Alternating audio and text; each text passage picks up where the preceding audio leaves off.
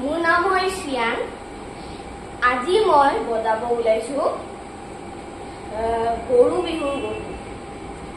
এই গানটো এই ঢোল বজোৱা আৰু গানটো যোনে মোক শিকাইছে তেওঁৰ নাম হ'ল হিমাংশু থাপলীয়া। কিবা ভুল ভ্ৰান্তি হলে ক্ষমা কৰিব।